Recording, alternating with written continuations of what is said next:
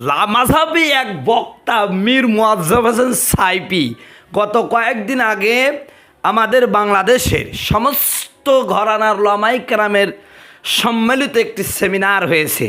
বাইতুল আকসাকে স্বাধীন করো, ফিলিস্তিনের পাশে দাঁড়াও, এই স্লোগানের নিমিত্তে, এই স্লোগান নিয়ে একটি আয়োজন হয়েছে। সেখানে বাংলাদেশ জামাত ইসলাম সহ সকল ঘরানার ওলামায়ে কেরামকে আমন্ত্রণ করা হয়েছে এবং সবাই অংশগ্রহণ করেছে এবং খুব ভালোভাবে সেই সেমিনারটি সার্থক হয়েছে এবং খুব আলোড়ন সৃষ্টি করেছে। গোটা বিশ্বময় একটা প্রভাব পড়েছে। কিন্তু লামাঝাবি শয়তানদের দাওয়াত দেওয়া হয় নাই। লামাঝাবি শয়তানদের দাওয়াত দেওয়া হয় নাই।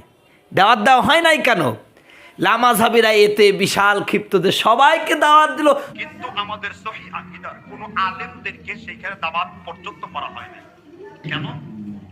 তাদের দৃষ্টিভঙ্গিটা এইরকম, তারা মনে করে যে আমরা হলাম ওই যে ইহুদিদের দালাল, শায়েখে অমুক, ইসরাইল না কি যেন বলে। আমাদের সহিহ আকীদা, তুই তো সহিহ আকীদা নেই থাক, আমাদের সহিহ আকীদার আলেমদের দাওয়াত দিল না, তোরে দাওয়াত দেবে কে? হেই শয়তান, তোরে দাওয়াত দেবে কে?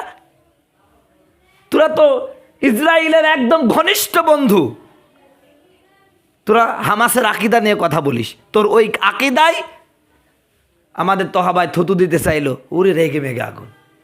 আমার বন্ধুগণ, আমার ভাইরা, আবু তোহা আদনান ভাই উনি কিন্তু কারো নাম উল্লেখ করে নাই যে অমকের মানাজের উপর, অমকের আকীদার উপরে থুতু দেব বা থুতু নিক্ষেপ করি, এই কথা কিন্তু উনি কারো নাম উল্লেখ করে বলে নাই।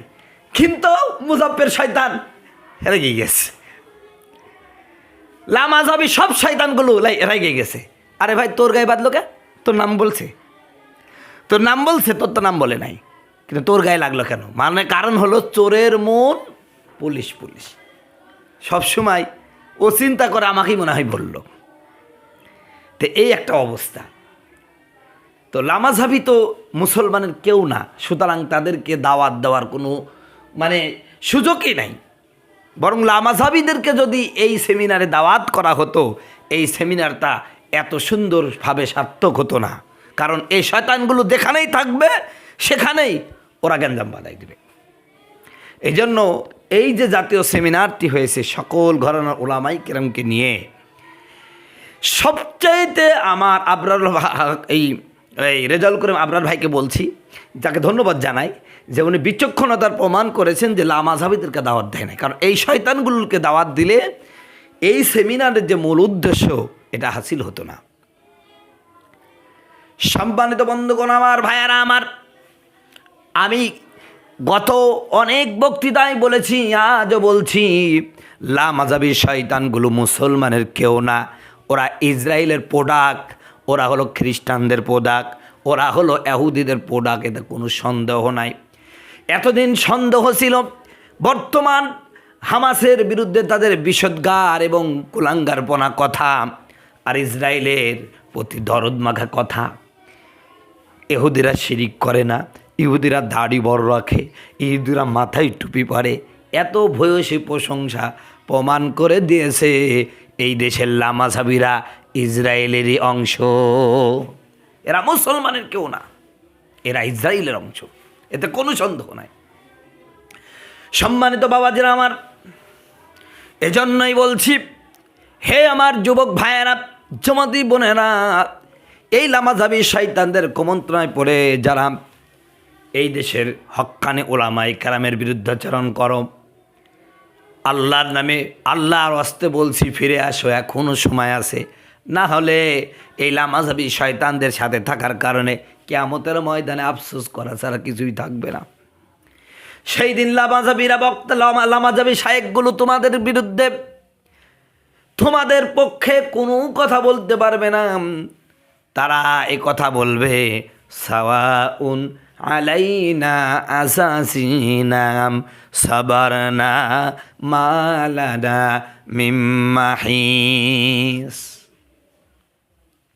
সাওয়াউন আলাইনা আসাসিনাম সাবারনা মালানা মিন মাহিস। আজ ধৈর্য ধারণ করি অথবা না করি, আসো আমরা শায়েক এবং আমাদের কর্মী যারা চলো সবাই জাহান্নামে যায়। এখানে আমাদের ধৈর্য ধরলেও থাকতে হবে, না ধরলেও থাকতে হবে। এজন্য লা মাযহাবে যারা না বুঝে চলে গেছেন তাদেরকে আহ্বান জানাচ্ছি, ফিরে আসো। সহি আকীদার লেবেল লাগালেই জিনিসটা সহি হয়ে যায় না। আমার বাংলাদেশে ভালো জিনিসের মোড়ক দিয়ে ভেজাল দেওয়া হয়। আজকে দেখলাম আমাদের পুলিশ ভাইয়েরা মধু কর্মীদের উপরে একটা চালিয়েছেন, অপারেশন চালিয়েছেন। সেখানে লেখা আছে এখানে বিশুদ্ধ মধু পাওয়া যায়। বিশুদ্ধ লেবেলটা সুন্দর করে লাগাইছে, ভিতরে যাই দেখছে সকল প্রকার ভেজালের কারখানা। সেখানে এত পরিমাণ ভেজাল, সেখানে মানে ভালো মধুর, বিশুদ্ধ মধুর কোনো নামগন্ধ নাই, চিনি জ্বালাইয়া কেমিক্যাল দিয়ে বিশুদ্ধ মধু তৈরি করে দিচ্ছে। কিন্তু লেবেল লাগাইছে কি? লেবেল লাগাইছে এখানে বিশুদ্ধ একদম সুন্দর বনের খাঁটি মধু পাওয়া যায়। ঠিক লামাঝিবিরাও এরকম, এরা লেবেল লাগাইছে এখানে বিশুদ্ধ আকীদা পাওয়া যায়। বিশুদ্ধ আকীদার নামে শত প্রকার ভেজাল আকীদায় তাদের পূর্ণ। তোমার আকীদা তোমাকে হামাসের বিরুদ্ধে ফতোয়া দিতে শেখায়, তোমার মানহাজ তোমাকে হামাসের বিরুদ্ধে, মাসলুম ফিলিস্তিনের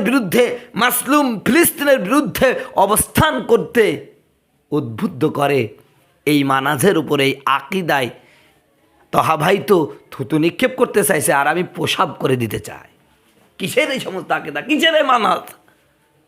বদমাইশি ছাড়া কিছুই নয়। পৃথিবীর চরম শত্রু কোরআনুল কারিমের অসংখ্য আয়াত আল্লাহ পাক বলছেন, লা তাত্তাখিযুল ইয়াহুদা ওয়ান নাসারা আউলিয়া।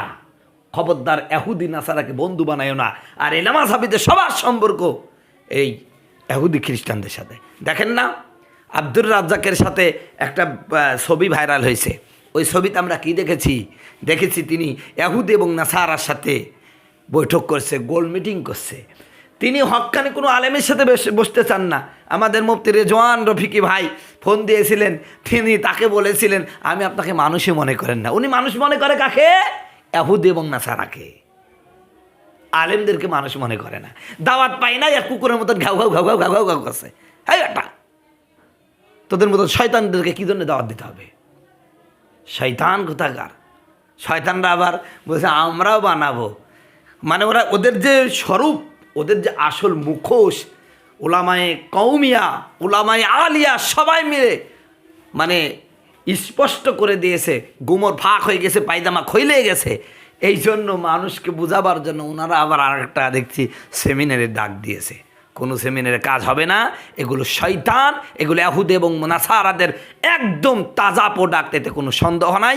অতএব এদের থেকে আমাদের দূরে থাকতে হবে।